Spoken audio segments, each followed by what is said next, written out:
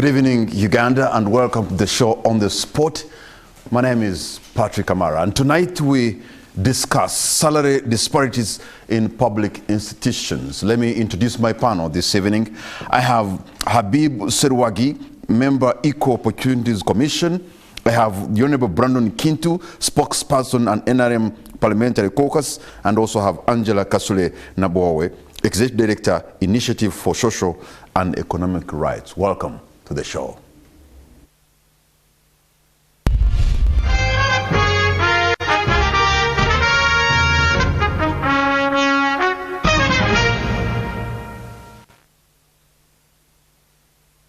A warm welcome to all of you. Welcome to the show. Thank you.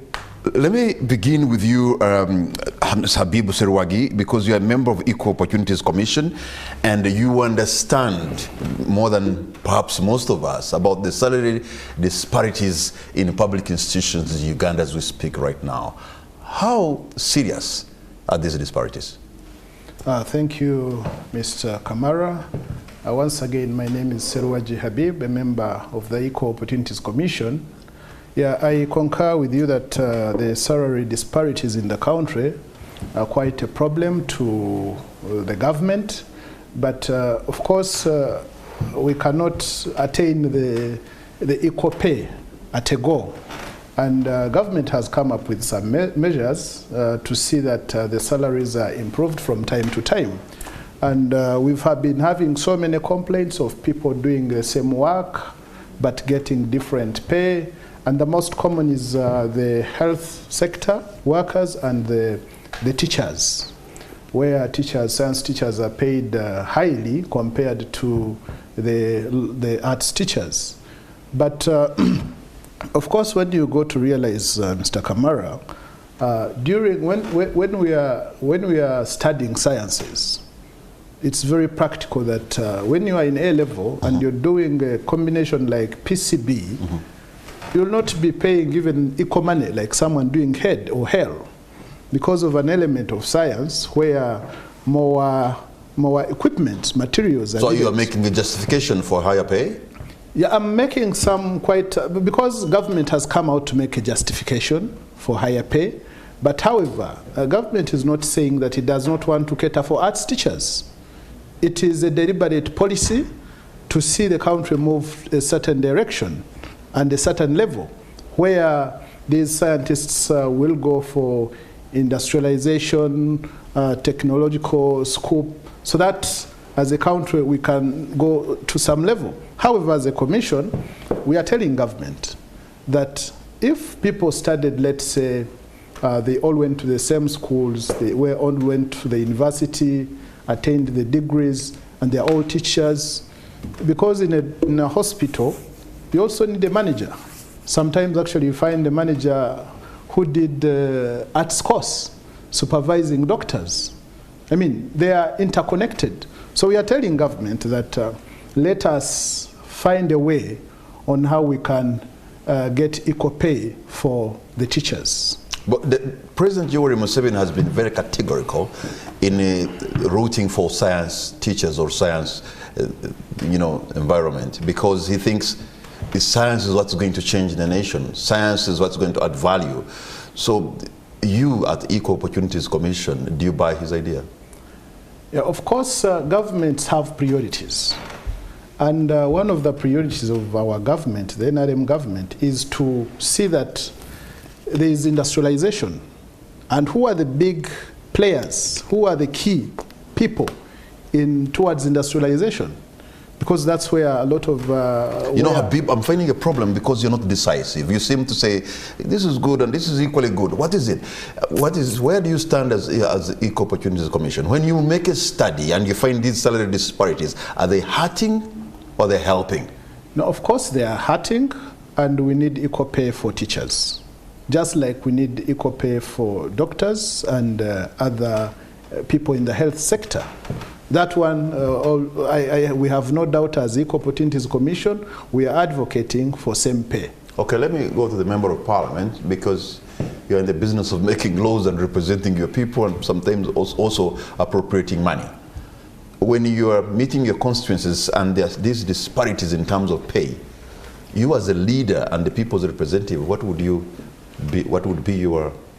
Before I go to that, I would like to tell you the same parliament where I sit is the parliament that enacted the law that we have the Equal Opportunity Commission. And in parliament where I sit, I am a government whip within the NRM. The last session, I was on the Equal Opportunity Commission myself. We have a committee. So we are very, very serious and critical on the issues of equity. Equity for all. Like Abibia says, equity, not only in schools, but also elsewhere. That's why we rushed to rationalize. I was watching, I attended their report at Sheraton, and I saw those disparities of salaries, where an ED of a government agency earns more than the PS, who is the supervising officer.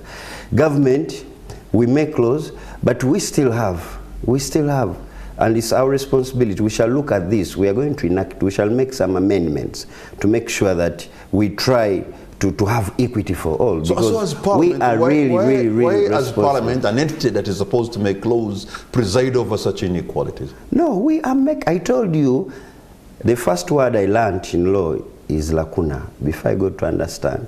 There should be, and there is a lacuna in that. And I want to assure you that we have been making so many amendments. We did put equal opportunity in existence for equity with a reason, because we have. So don't say we have failed, we still have time.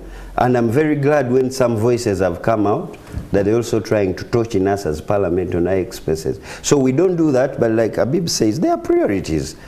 But now, if these people have performed their responsibility, can we now have a human infinity? And that's where we are going. So Parliament has not... I can imagine somebody watching and listening to you is like, okay, you put the Equal Opportunities Commission, it's supposed to bring equity and equality. Where is it? What is the mandate of the role? Unless that person that is watching me doesn't live in Uganda. These people have handled cases.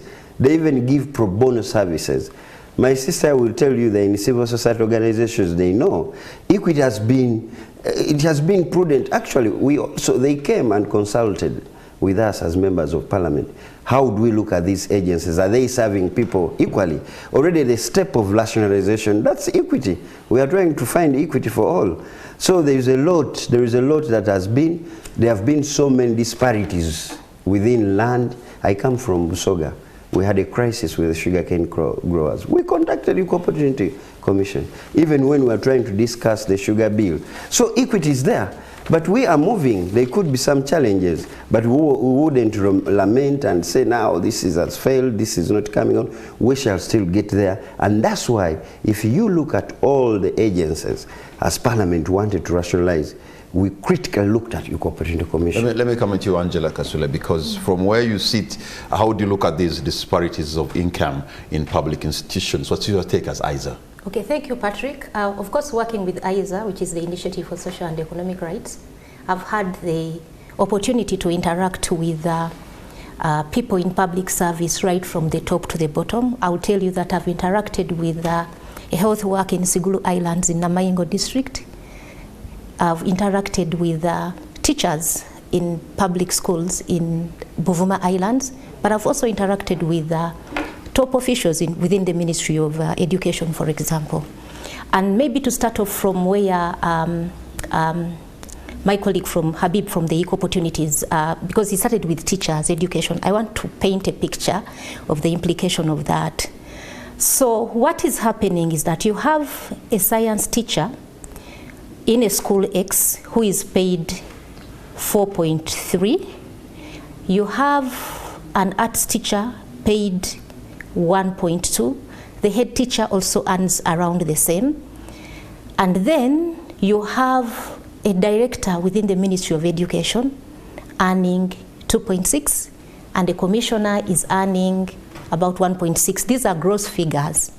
So these are the people who are supposed to supervise. But even when you leave out that layer of Ministry of Education and just go down to the school level, you're finding that a head teacher who is earning 1.2 is supervising a teacher who is earning... I think they have since increased salaries of head teachers, right? earning, those are the figures, they are earning 4.2. So it also brings supervision challenges. But the bigger picture is that the government is going to lose money. We are going to lose money as a country. How? And we are going to end up in a crisis. Because right now, science teachers who have attained, in government, when you reach 45 years and you have worked continuously for 10 years, you can opt for early retirement.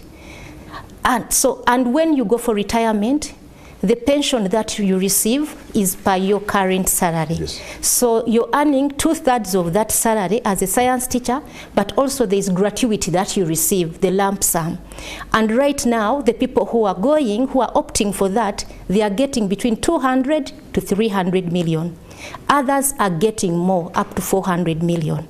So they are opting out because, first of all, they are not sure whether they think will last being in Uganda. Like, people are already complaining, will it last? So when you go, you're able to get this money. You're like, I'll get my pension, 2/3 of my salary as a science teacher right now, and then I can continue earning 2/3 of that until I die.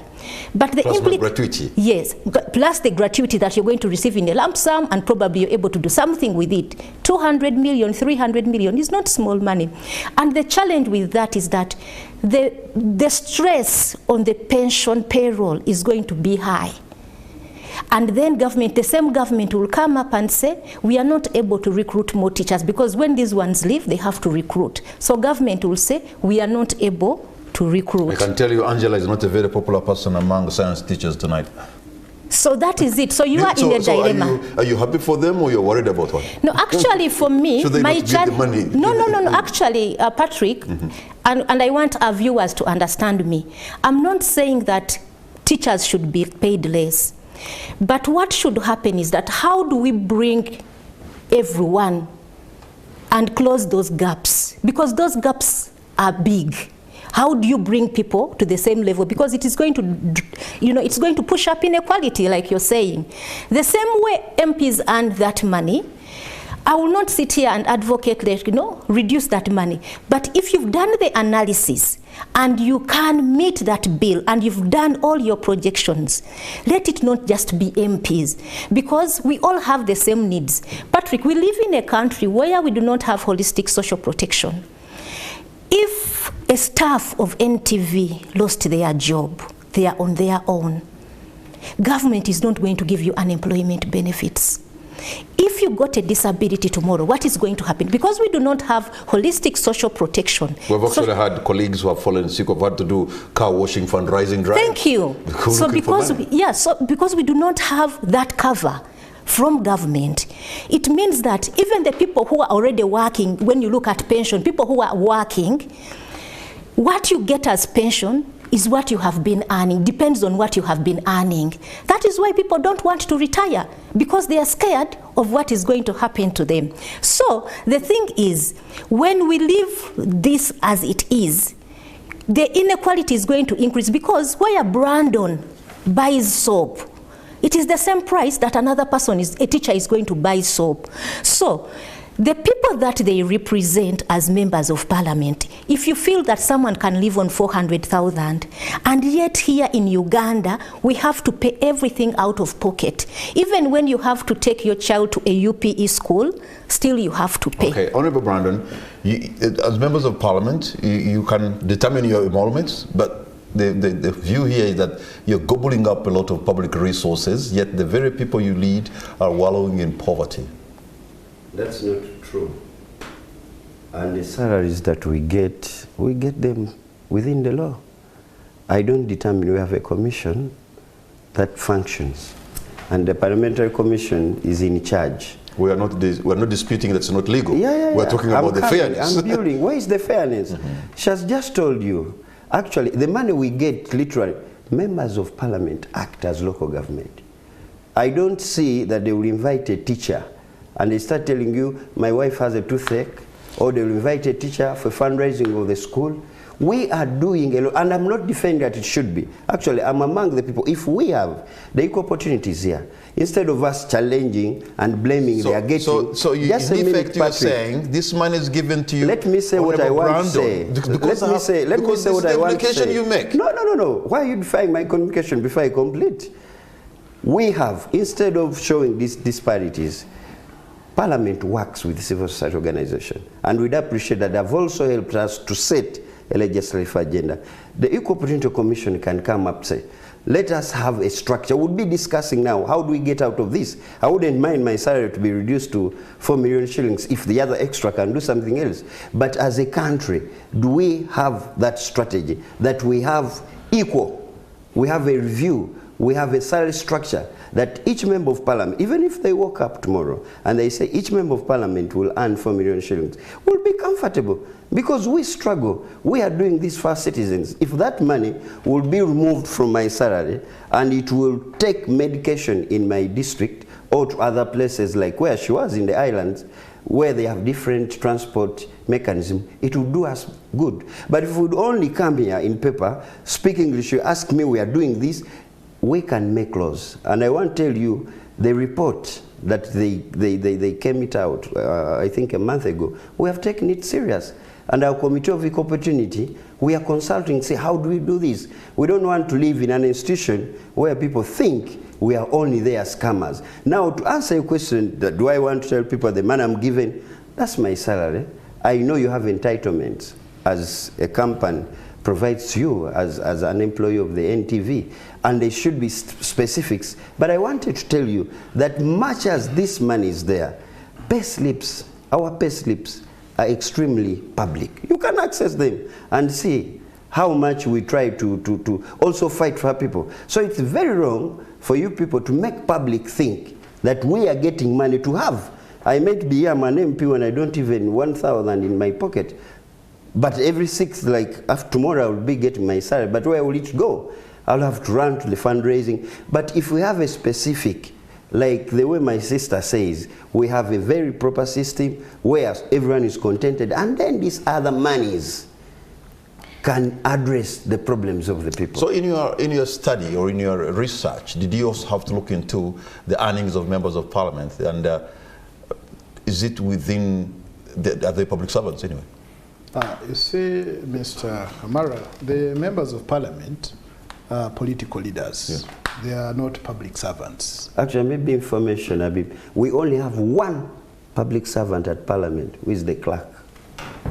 Yes. So now, when we look at members, you see, when we are looking at salary disparities, it is a comparison.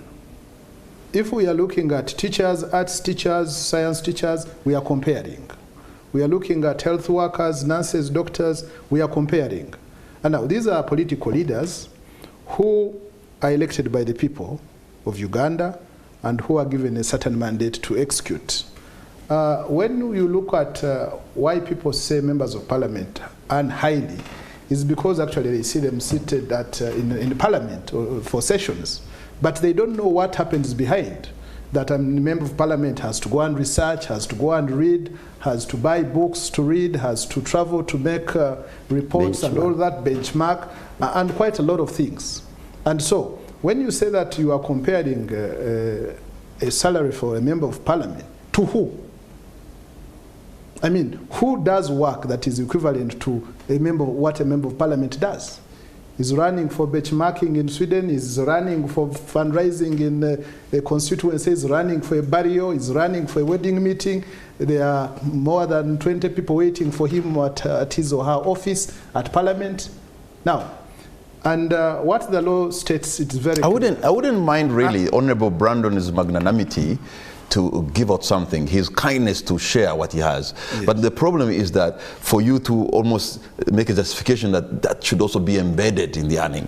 If he gives, yes. By the way, there are other people who also get the money and they don't even do even a quarter of what other members of parliament would give. The issue is, yes, his kindness, his magnanimity, I understand it. But for you to embed it in the salary and make a justification about it is where the problem is. Yeah, but of course the mandate of the Equal Opportunities Commission is clear, that we are there to deal with the issues regarding discrimination and marginalization. The Parliament has a full commission headed by the Speaker and the Deputy Speaker, where the law says they will determine the emoluments. So when we, as Equal Opportunities Commission, we cannot come in and say, because the other is an arm of government, we cannot come in and say that you have done wrong to determine A, B, C, D, because the law is clear. So, but on that one, you don't want to compare. No. You don't make a comparison. When you're making comparison, if we are comparing a science teacher and an arts teacher, they are within the same field. Now, who are we comparing a member of parliament to? Okay, let me have you, Angela, back. What do you make of that? I think we need to stop getting into discussions over the things that members of parliament do that they are not supposed to do. Because actually, the reason why we are having most of the challenge in the health sector, in the education sector, is because we have challenges with appropriation. Parliament is supposed to do appropriation. Parliament is supposed to be oversight. To make sure that even the little, people claim we have little, but this is a rich country. And I don't belong to the group that says we don't have money in Uganda. We have money in Uganda, but what is that money doing? So members of parliament are not supposed to pay school fees. Members of parliament are not supposed to buy ambulances. They're not supposed to do all that.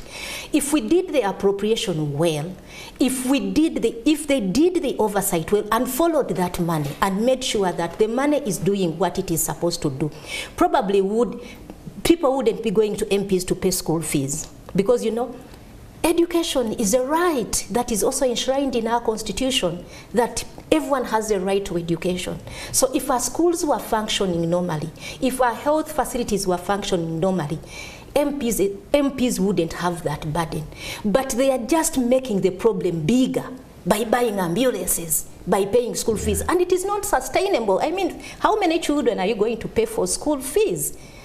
And if that is the argument, you also have another person who is earning 400,000 shillings, who also has relatives to look after, to pay school fees for, to meet health bills.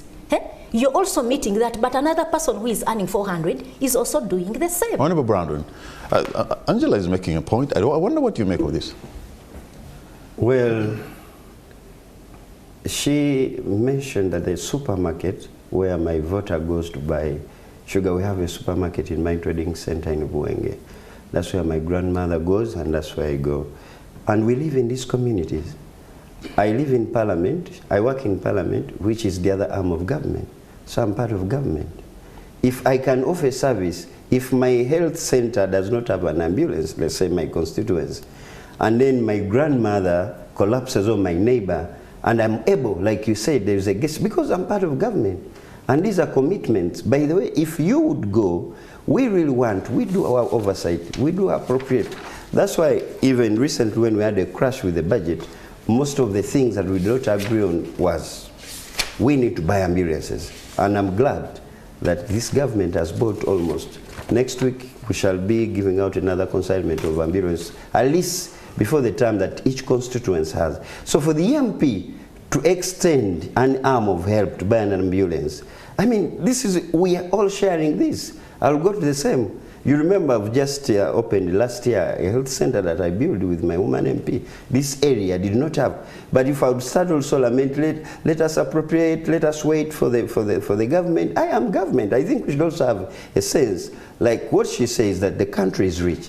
How often and how much are we also tapping on this richness? Individually, before you walk in here, you saw there is a run in Wakisi.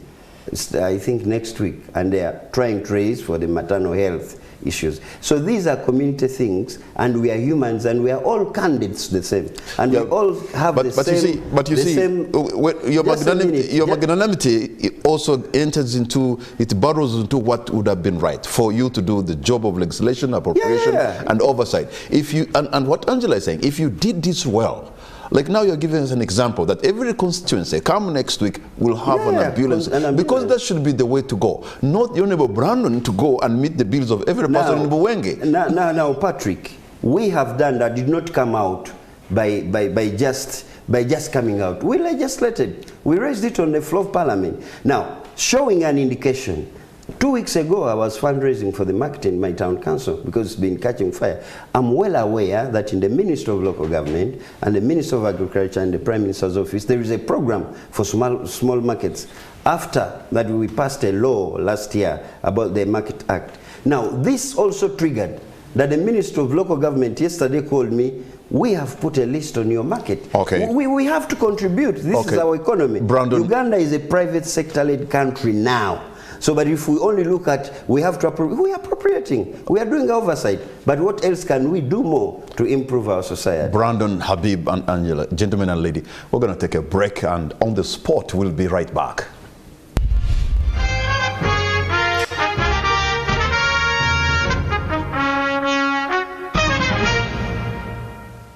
Welcome back. You're watching On the Spot. My name is Patrick Amara, and my guest this evening, I have Angela Kasule Nabwowe from the Executive Director of Initiative for Social and Economic Rights. I have Habib Seruwagi, member of the Equal Opportunities Commission, and the Honorable Brandon Kintu, spokesperson of the NRM Parliamentary Caucus. And we're discussing the MP of Kagoma North constituency. Yes, Kagoma North constituency, from the town of Buwenge. So I have seen, Honorable Brandon, where a CEO of a government institution is earning probably over 700 million a year, but also another CEO of another public institution, probably with the same qualification, is earning about 28 million. What a disparity. Yeah, it's indeed a very big one. And like earlier in my first communication, that we did appreciate the report of the Equal Opportunity Commission. And it's one of the objectives and the reasons as to why we have them. And one, the measure that government has taken, 2 days ago, we've been having a consultative meeting with the National Planning Authority. They came to consult with us as members of parliament. We gave them our take. And we also raised the same concern, like what my sister is raising here. We do appropriate money, and sometimes we end there. Now, the issue of salaries, government, with very good interests, created these agencies. I'll give you an example of UNRWA, because we needed some assistance to quicken the process of the infrastructure development, where they have perfectly done.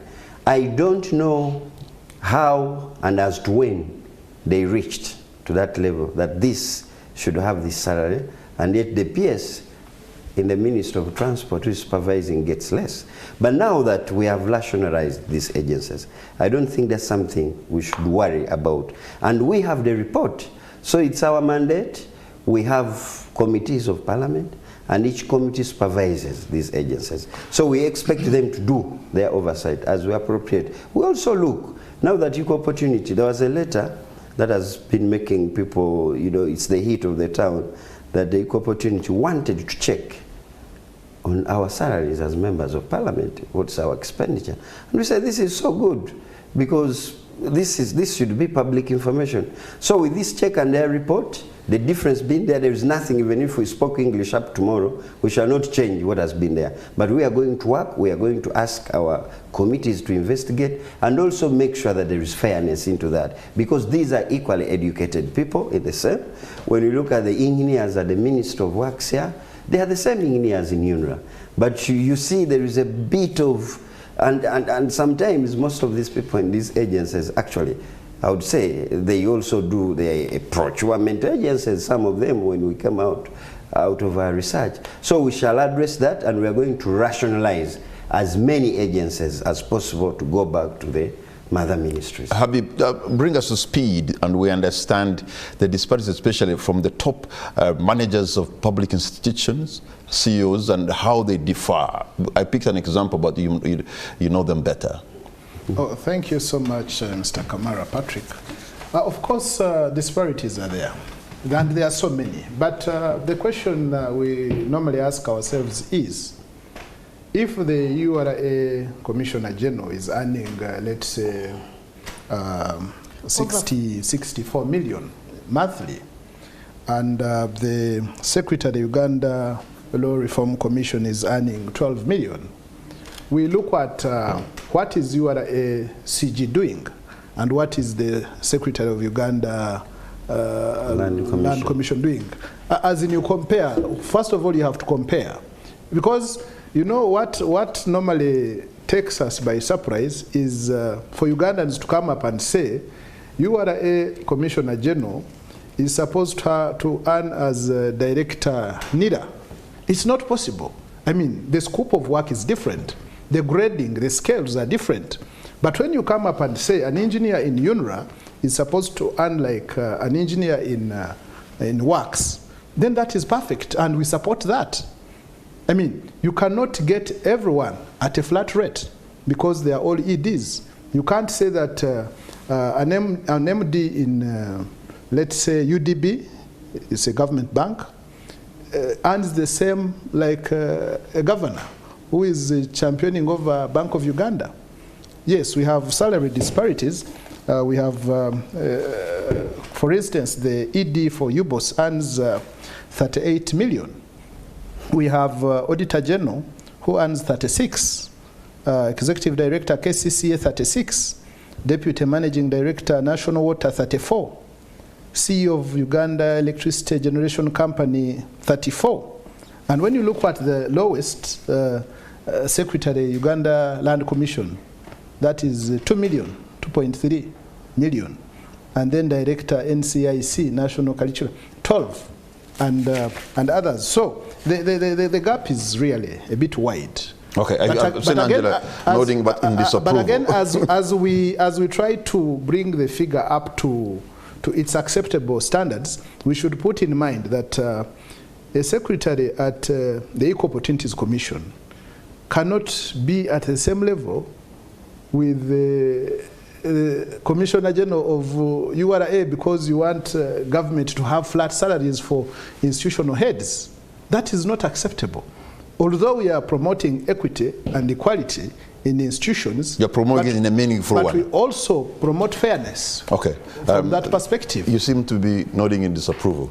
Yes, and actually, I'm sorry. First of all, Patrick, we need to understand that this is money that is coming from the consolidated fund, and it is a pot where everyone is drawing money. So if this money is coming from the consolidated fund, there has to be some level of fairness. The gaps are too big and it is unacceptable.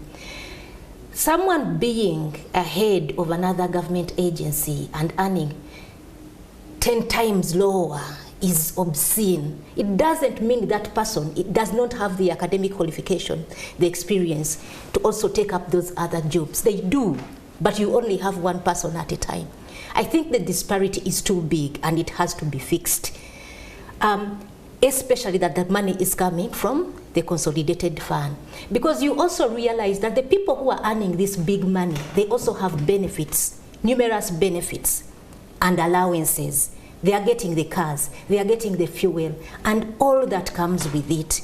That even makes it worse. They're flying first class. And we are not saying that they should actually have the same pay. Let me finish my submission. That's my submission. We are not saying they should. We are also saying that they should bring them up. You're going to finish. They should bring the figures up, so that at least the disparity is not so big. I think that's the point she's driving home. So, and that's what I was Some of the figures that are out there, I'll just give an example. Uganda Human Rights Commission is another statutory body that we interact with as the human rights agency in the country. You have directors in that institution, and the director is earning less than 5 million. And you have a director in KCCA earning 22 million. Surely there is no reason why that should happen, because you'll find that the person holding a director position in UHRC is having the same qualifications like the person holding the portfolio in KCCA, and probably you will find that this one might even be more experienced. Well, I think Habib was talking about the workload and all that kind of stuff. It doesn't matter. Also for more information, Mr. Patrick, for more information, the directors at Uganda Human Rights Commission apparently are earning 12 million. Their salaries were increased from 5 to 12. This is about 4 months ago. And this is the current information. What we are saying, the government is trying to pull up the salaries, what she's saying. So what we are, and that's what we are supporting. Okay, let me finish my submission. So what we are saying is here, we are not going to put people's workloads on weighing scales to say this one is doing so much, this one is doing so less. I think everyone in their position, depending on their terms of reference and how much they are supposed to deliver, they are all working. And you find that there are actually people who are working more who are paid less. Let us go, and I want to give you an example, how these distortions can be, and this thing can be fixed. I'm not going to give you Sweden, I'm not going to give you Denmark, and certainly not the Netherlands. Rwanda, our neighbor here, in 2004, they had those distortions. And how those distortions came up in Rwanda is because they had also created, commissions and agencies to deal, with what had happened. They wanted to fix that. So they had all those creations. And they realized that, it was too bad what was happening. So their Ministry of Public Service had to come up with guidelines to make sure that they do the rationalization. And there were principles underpinning those guidelines. And principle number one was there has to be equality and fairness.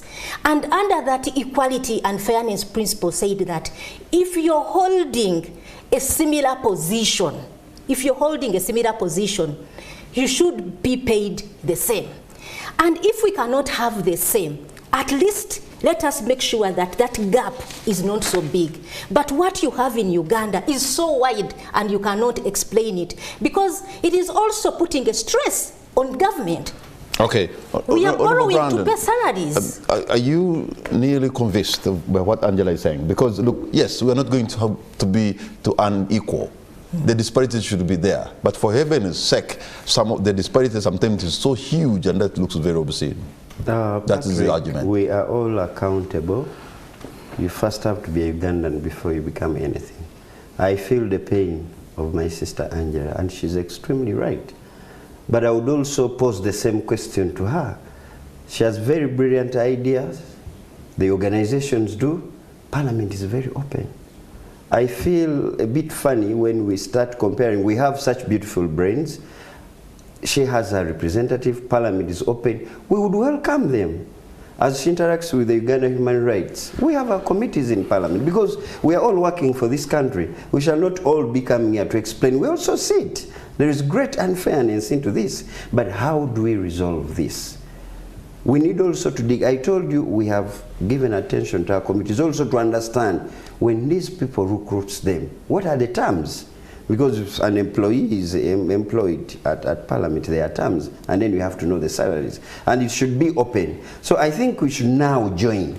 If you ask me if I see, and she's being perfect, but I would interest her, and I will actually get Angela's number, since I'm a government whip in Parliament, that we interact with us as members of Parliament. Because as things go ugly, we shall all be ugly as a country. And we shall only be pleading. They will continue, the Angelas will continue to make research, organize workshops, speak good English, and then it ends there. But what's the after effect of that? Yeah, but I want to give you some information. Actually, we do interact with Parliament. Right, we are involved in budget processes, and when the budget framework paper comes out, we do the analysis, and we have been talking about salaries of health workers, we have been talking about salaries of teachers, we have been interfacing with the Education Committee of Parliament and interfacing with those, and also just to let you know that working on socio-economic rights, health, education, social protection, these are resources, they require money, and usually they ask us, where can the money come from? So we do this analysis. So let's we do continue. Budget advocacy. Yeah, I sit on the board of the Civil Society Budget Advocacy Group. So this is work that we do. So we are already interfacing with Parliament, and we bring this information. We write papers and give them to the different committees. Some suggestions have been taken on, but others we are still, struggling. Okay. So, Brandon, we do interact with Parliament. And I appreciate that. Now, that's the same thing they tell to the members of Parliament, that we appropriate, we do a follow-up. So I would still interest you that you follow us up, because I remember when we were doing the succession bill, we interacted with so many organizations of civil society, and we are helped to make a very good law. So I would still interest you, my sister. I feel your pain. Let us continue. Let's walk. Let us not give up. follow us up. Habib, at the very beginning, you brought out the example of the education sector and how the teachers are paid. And you showed the disparity between the science and the arts teachers.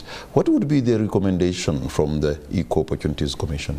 Well, Mr. Kamara, as we make recommendations, we also put in mind what resources that we have as a country, what resources we have at stake for these developments in addressing the issue of salary disparities. For instance, in 2022-2023 national budget, government allocated 1.1 trillion to increase the salaries for health workers and the science teachers. That was 1.1 trillion. And putting in mind that health workers are few in number, and also the teachers are few in number for scientists. Now, when we have made several recommendations that actually the pay should be brought up to be equivalent to science teachers, but practically it's not possible, because if you can have 1.1 trillion to just increase health workers' salaries to the level they are on now and teachers, what will you need to increase now other sectors? The arts teachers, they are quite many because we have so many arts subjects compared to the science subjects. So it would go in 2, 3, 4 trillions. It would be a lot of money. Now, what do we have at stake? People like her who lead civil society organizations are the ones that are supposed to come up and do the research and help us and say, you people, there is wastage here. Government has realized some wastage in some departments that are doing similar work, and that's why they are rationalizing, so that they can save money in order to improve the salaries of excuse me, when the budget framework paper comes and you're interfacing with the members of parliament before they make the appropriation, are your views taken into consideration? Because they already just tick a box of interfaced with them. I'm asking Angela. No, there are some that are taken on. It is not all. The other day we saw the budget of 2024-25 rise from 50-something trillion. Within 1 week, it went to 70 trillion. Yeah. Is that part of your work? Yeah, Patrick, we have discussed that extensively. Yes, but and I was on this show when I told you that it is very dangerous that actually we have a budget to that level vis-a-vis what we collect in domestic taxes. That means we are going to rely on loans, and which loans, when we take out loans as a country, what is the impact of those loans? And me, I actually have a big problem where I sit, coming from a rights perspective, is that for so many years, our countries are looking at our debt as being sustainable based on the ability to be able to pay our creditors. First of all, how they are paying the creditors is that the money, the whole budget for education, health, social protection combined is less than what is used for debt repayment and servicing. So, but it is also a problem that we look at, our debt, government tells us our debt is sustainable, but basing on the fact that we are able to pay our creditors, but at what expense? What is the impact on health? What is the impact on education? What is the impact? The biggest expense in our budget is debt servicing. Yes, but then... And by a big margin. And when you have that, who is the casualty? Who loses out? It is us, the people. That is why you're going to have, in this country, government paying social protection for older persons. You know that small money they give them, 25,000, fixed over a decade. It has not changed when we are talking about inflation in this country. What can 25,000 do? And they have also raised the age at which you can be given that money. Because they are trying to fidget, the money is not there. It is going into paying salaries, the salary bill. But I want to get back to him. Habib was saying that, we should do the research and, inform government. Yes, we do our part. But I want to remind Habib that in Uganda, we have institutions that are doing this, that are supposed to do this. You have a whole national planning authority. National Planning Authority has the economists, has this, these are people that are supposed to plan for the country. Are they engaging them? Because actually the first discussion we should be having here, how did we reach those salaries of people getting 40 million, 60 million? Was an analysis done, and we are told that, it is something that we can hold as a country. Is it something that we can hold? Because we shouldn't be working backwards. You have the figures, you work with the figures. These are not NGO figures, these are government figures. For the government agencies, those institutions, probably who are having fat salaries, well, they're lucky they do, but who determines that? At what? Now, that's, there is a word they say person to holder, and then Angela brings it well. And I've just told you that 3 days ago, we had a consultative meeting with the National Planning Authority. I may not answer who determines that here, but we are working on that. And we feel it, and I want to promise you that these salary disparities, like Bib says, we may not say are the same, but fairness should be prohibited. So that's how we are going to champion as Parliament. And we also question, the way she says, we asked National Planning Authority, have you visited, you have economists who are sitting here, have you visited these villages? And we sorted out them, besides sitting in Kampala reading books and only. So I think now the fear should be reduced somehow, that these actions, and that's why I don't think this is going to happen, because most of these agencies have been taken back to the mother ministries. So I may not answer you who determines that, but probably, Habib, you have an idea. Thank you, Kamara. One, you know, different agencies are guided by different acts of parliament. And for instance, in Equal Opportunities Commission, where I am a member, the salaries are determined by the Minister for Gender, Labour and Social Development with the approval of Parliament. So if the Minister issues out an instrument, the members of Parliament must approve that instrument, then it should be effected. However, there are guiding principles that when you're giving, let's say, commission members a specific salary, you have to really mention why that salary. For instance, we are getting 8 million. We are the lowest paid commission. We are advocating for equity for all. Other commissions are getting 21 million, 17. So the minister, in this case, so when you're advocating for equity for all, does that mean that your organization should be left behind? No, we are also pushing ourselves. Then other agencies, the Minister of Public Service determines their salaries, the Minister for Public Service. So all different institutions, Parliament has a commission that determines what they get. So different institutions have different acts of Parliament that determine what pay should be given to a specific person. Why are you convinced that this is likely to cause a financial stress on the economy? Yet they have been holding anyway. Haven't you heard stories? You're in NTV where salaries have been delayed for 3 months. You think that is an isolated incident?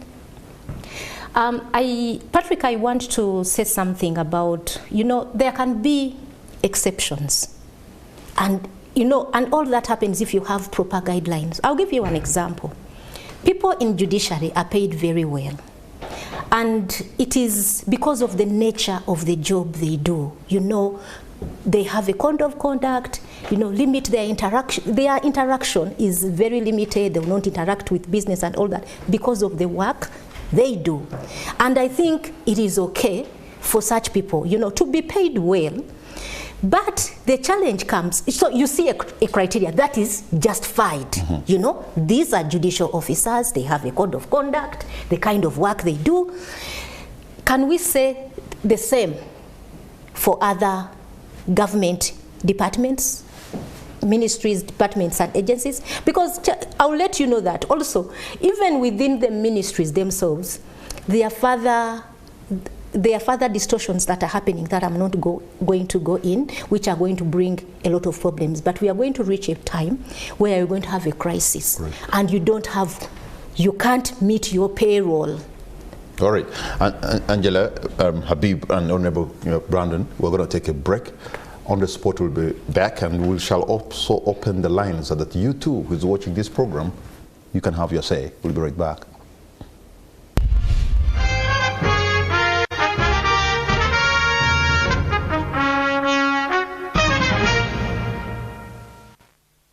Welcome back. You're watching On the Spot. My name is Patrick Amara. My guest this evening, I have Mr. Habib Sirwage, Honorable Brandon Kintu, and Angela Kasule Nabowe. We are discussing salary disparities in public institutions. This is the moment when you can also call us and have your say as a viewer of this program. But as you do that, Habib, how do we compare with other countries in terms of the salary disparities for public institutions? Of course, this is quite a very big study if we are to compare all other, but there are international instruments that normally, which Uganda signed and we have to adhere to. For instance, we have International Labour Organization, where Uganda is a signatory, and Convention number 100 states that there will be equal remuneration, which mandates equal pay for men and women for work of equal value. That means if someone is in class teaching sciences, someone is in class teaching arts, they're supposed to get equal pay. I think I think the elephant in the room is equal value. Yes, equal value for equal work. To disagree on the value. Yes. Then we have, of course, sustainable development goals. Also, we are committed to it, goal number 8, which aims at promoting sustained, inclusive and sustainable economic growth, which targets equal pay. Also, there is Universal Declaration of Human Rights, promoting equal pay, International Covenant on Socio-Economic and Cultural Rights. We also signatory, Convention of Rights of Persons with Disabilities. Also, we have some other, we have set down, that is Convention on the Elimination of All Forms of Discrimination Against Women. Women are supposed to be paid like men, and they're not supposed to be treated differently from workplace to achieve equity in workplaces. We have regional instruments. We have African Charter on Human Rights, People's Rights. We ratified this, and it promotes the right of work under equity and also ensures elimination of discrimination in employment, including disparities in pay. Then we have protocol to the African Charter on Human People's Rights on the rights of persons with disabilities and the East African Community Protocol. Even we have national framework, that is the Constitution of Uganda, which guarantees equality and prohibits discrimination based on sex, gender, race, or other grounds. That is Article 40. It emphasizes the right to equal pay for equal work, laying a foundation for legal framework for addressing salary disparities. So, the other one is Angela, we seem to have the policies, we have the laws, whatever they're supposed to take away. Everything. How come they seem not to have worked, if you ask me? We have actually everything, but the challenge is the resource envelope. Is it enough to accommodate all of us at equal pay? Certainly it's not. And also, are we doing the same work? Is it actually equal pay or fair? What they're looking for is fairness. Okay. You don't have to be at equal pay. Now you see the challenge with our people. When you talk of salary disparities, they start comparing the uncomparable. You can't compare a political appointee and a person elected. For instance, a senior presidential advisor earns 2.3 million. That is the salary. Okay? We are not talking about it that it is low. But a senior presidential advisor is at the equivalent of a cabinet minister. Members of parliament are getting 25 million. But when you look at the scope of work, these are elected people with more than 40,000 people who are dependents on them. Every day they receive more than 300 calls. Yeah, but you see, that's where the problem is. That's where the problem is, and I have a problem with you with that kind of argument. No. I think, Habib, you shouldn't actually be taking up. You are actually misunderstanding the whole Equal Opportunities Commission. I'm actually getting disappointed in you if you start arguing like that. Yes. We have people in this country, even grandmothers, who are earning so little, maybe from farming, and they have grandchildren. Taking care of how many people? Wait, just listen to me. We have people who are earning so little, grandmothers who are looking after grandchildren, and the reason why they are looking after those grandchildren is because the system has failed us. That grandmother has to pay school fees in a UPE school for probably 5 children, charging 80,000, 40,000. That is a lot of money for that grandmother. So if MPs want to do those things, they want to help out, let them do them as this grandmother is helping, but not just fight their pay because they have to help people. That one is dead, it's wrong, and we shouldn't be talking about it. Do you know, so, we called upon the teachers. Actually, we started from Greater Rwanda. I want to go back we to the started with Greater Rwanda, and we called all those teachers, head teachers, who were telling people in UPE schools to pay fees. And actually, we recommended to them and told them that it is wrong. Government policy is for UPE. But it is happening. Yeah, it is happening, but we have started to bite. And things are going on where, as I speak in Luwero, things are okay in Nakasongola. And we cannot hold the entire country at a go. I mean, we have to make it Habib, you stage have quoted, by stage. You have been reading a number of international human rights instruments. Let me just take you to just the International Covenant on Economic, Social and Cultural Rights. When you look at the International Covenant on Economic, Social and Cultural Rights, Article 7 talks about favorable conditions of work, equal pay for equal work, adequate, you know, what you're getting out of what you're doing should be adequate to look after you. That is what the International Covenant on Economic, Social and Cultural Rights says. And all the other instruments, including the ones you have listed on the African continent that are stemming out of the African Charter on Human and People's Rights, they are all talking about equality. It is the responsibility of government to address inequality, to address those imbalances. That is why you have the Equal Opportunities Commission, and you have to up your game when it comes to this, because what we are seeing is going to widen the inequality, but it is the responsibility of government to be able to close those gaps. So the government cannot be seen championing inequality. It is very, very wrong. Have you read our report? When we talk about adequate standard of living, and we are talking about heavy out-of-pocket expenditure, a person who is earning 60 million shillings has the same needs as the person who is earning 400,000. How do you justify that? The instruments that you have read, the human rights instruments, I don't think any of them would advocate for having a head of one institution getting 60 and another one is getting 12. It is very wrong. That gap has to be bridged. It is wrong. Okay, so thank you, Mr. Kamara. I'd like to read some of the recommendations just in 1 minute that we made on the issue of salary disparities.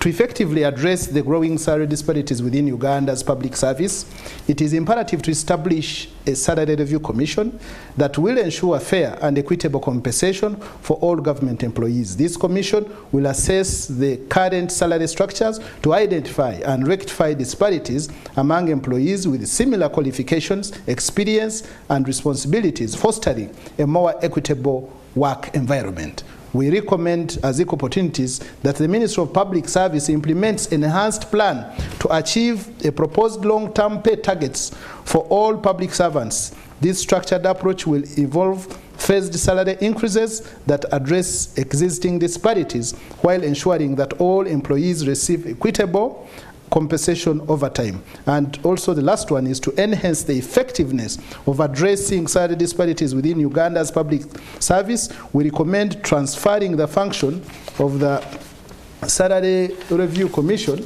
to the Equal Opportunities Commission, and then we review these salaries and make recommendations. Salary Review Commission? Yes, we want the functions to be given to the equal, because when you look at equality, okay, people are saying disparities. They are looking at disparities as something to do with equality and fair treatment. Honorable Brandon, I'm sure some of the disparities, especially in the sector of education, will affect service delivery, won't they? And that should be a concern. Well, when you look at education sector, we have tried. And I think by now, almost, if not all, every sub-county has a city school. We have UPE. Angela here says, I know some members of parliament there who are products of UPE, but not every Ugandan is going to be employed by government. So Angela talks about how will government breach up these economic rights and whatsoever. That's why we have extended programs to the grassroots, that this grandmother, if she's selling charcoal, through participant mode and other programs, she can also earn something. and that's a living. Because this grandmother will not be employed. Maybe it doesn't call, yeah, let me submit. I mean, I listen to you as a legislator and I've picked out, but I'm also trying to tell you what government, because we have government in this country. You cannot dispute, say, government has to bring, we are already doing this. We have now a project for women. Grow.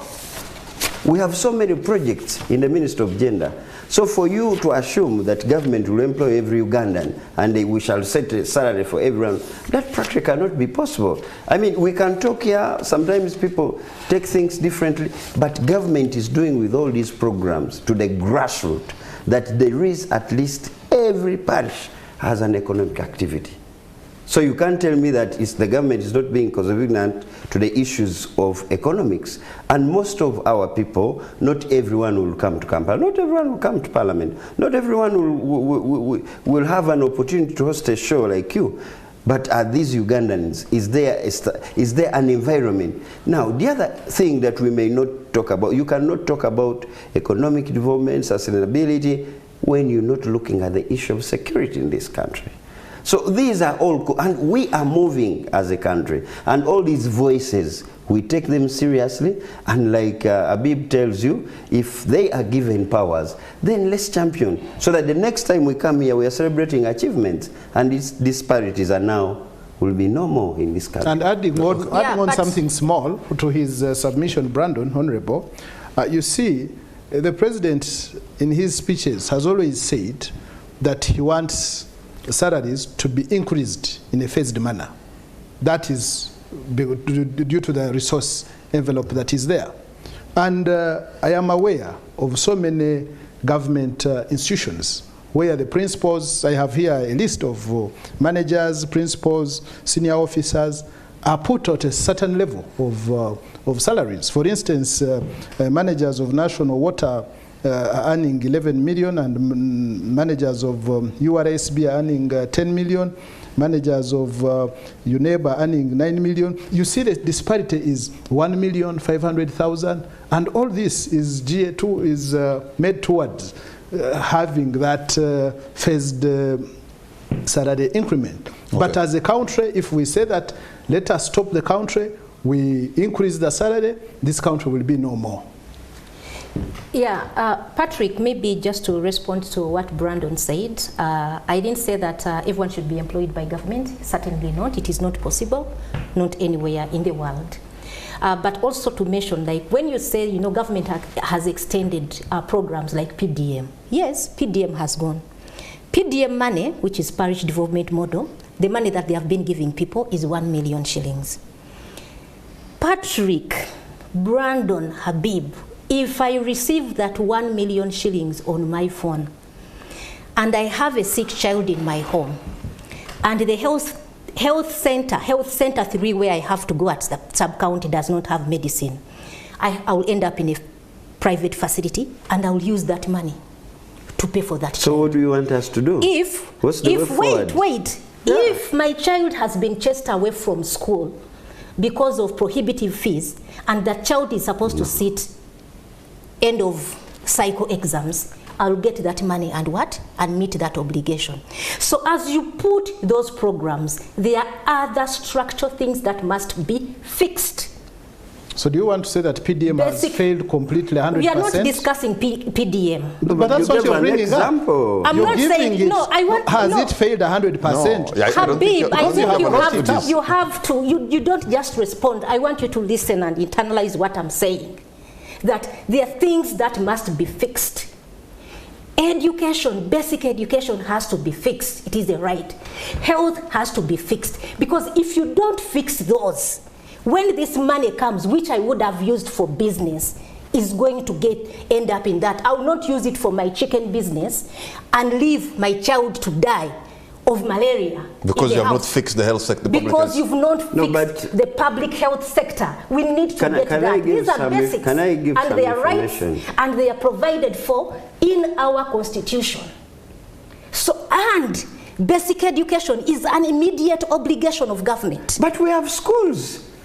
We have government schools. What kind of education are you talking about? We have also, can I give some information? No, let me give you government statistics. Yes, we have schools. Now, what are we talking about Uganda Bureau here? of Statistics, which is a government agency, released data to the effect that 6 out of 10 people that drop out of school, it is because of fees. I would like to interest my sister Angela. Statistics. I have done research. I can sit here and write research, and I'll give you statistics. No, I'm but I would using like government data. I would like has to, told but us. these are also individuals who are working in government. Yes. So let's not people assume. Drop out of school because of fees. I want to interest you to move the villages. I can have a conversation with you. You come to my village. We are but on ground. It is very wrong. Government is not going to come. First of all, talking about medication.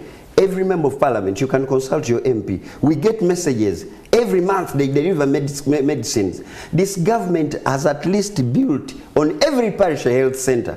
What are you telling me? Well, they are giving you statistics. Brandon. Measure the villages that are comprised of a parish. Same for the parishes like probably maybe Wakiso or Chenja. I come from Masaka. My relatives have told me. No, now go to Kalisizo General Hospital at night. But I'm talking about the health centers that every parish has. So that means the government has prioritized that. You have to accept the deficiencies and see how to correct them. Yeah, they are there. We agree, but we are not also going to accept you people painting government as if there is nothing. Okay, one at a time. The way that my sister here is talking, it's like as if there is a total collapse of government, just a moment. This is how we're going to do it. Education sector. It's not there. Okay. Government is working and it's moving on well. It's not that the health sector has collapsed or the education sector has collapsed. Yes, there are challenges. As government, we have challenges, but doesn't mean that you paint government. No, but you're painting the picture that they have collapsed. The expression you give, the listenership. The health sector. The audience analysis. The health sector is in bad shape. The public health sector is in bad shape. You know that. If it were possible, people would have universal health insurance. But for how long will you continue singing the health sector is in bad shape? It is. I told you, make your research. Almost every parish has a health center. Let me tell you, when a minister, no, come on now. when I wasn't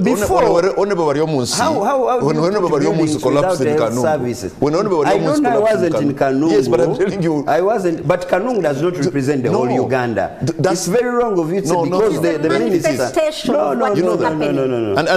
And you know that you're making it up. You know this. I'm not making it up because I am a grassroots leader. And I come from the village. Themselves, they are intensive care unit. They are bad. So the king of Bunyoro was flown from Bunyoro to Kampala. Does that mean that in Bunyoro there are no health centers? And these are different cases. The profile of a person. Do you understand what they call a referral? Oh, yeah. Yes. That's simple English, referral. Yes. So if they are referred here, that's okay. Yes. From there, but in most cases, I've been to a health center where I found only one midwife working on 80 mothers. We are addressing 80 mothers. I've been to a hospital where I found patients on the floor. And that's why the government is encouraging. I've been to a place where I found people to take up science a theater. Autoclaving machine died. They are sterilizing using a charcoal stove in front of a theater. Patrick, are you aware? You cannot understand this. Are you aware that you cannot understand this because is advocating for people to do science subjects? If we don't have the human resource, can I go and start doing that? Those challenges are there. We appreciate. But we are saying we are going to work. But for you people, especially, and this is where sometimes we go wrong with civil society, they do a great job, but they still paint a picture. They want to behave like those people live in diaspora. There is no government, there is total. Yet she knows that even in Karisizo, where her grandmother is, if she got something, she'll have somewhere to go this one before she's referred. All right. Habib, we're going to concluding arguments. Habib was going to be your parting shot, your concluding remark. Yeah, I'd like to tell Ugandans and viewers that the Equal Opportunities Commission is very much aware of what is happening in the country and also critically looking at the disparities to have fair and equitable pay for all as regards to the work that we do. So we are promoting equal pay for all, doing the same work. Okay. And we will always champion equity and equality to see that we get into a Uganda that where we will all be happily living. Habibu Serwagi, thank you so much. Who's going to be a parting shot? Yes, we live in a country of plenty, and we have to make strides towards sharing what we have equitably. We have to close the salary gap. It is too big, it is unacceptable, but also government has an obligation to address issues of inequality, and these salary disparities are widening the inequality gap. The government cannot be championing inequality. Thank you. Honorable Brandon, what's going to be your concluding remark? Fellow Ugandan citizens, we have a government in this country, we have institutions, so we are working upon to strengthen our institutions to make sure Ugandans have very better services, because we all live here and we love Uganda. Honorable Brandon Kintu, Mr. Habibu Serwagi, and Angela Kasule. Gentlemen and lady, I want to thank you so much for the time you've given us. I can feel the passion of the debate on different sides of the argument. Thank you very much. You don't do this because you hate each other. You do this because you love your country more. And for you, the viewers, I want to thank you for the privilege of your company. Good night and God bless Uganda.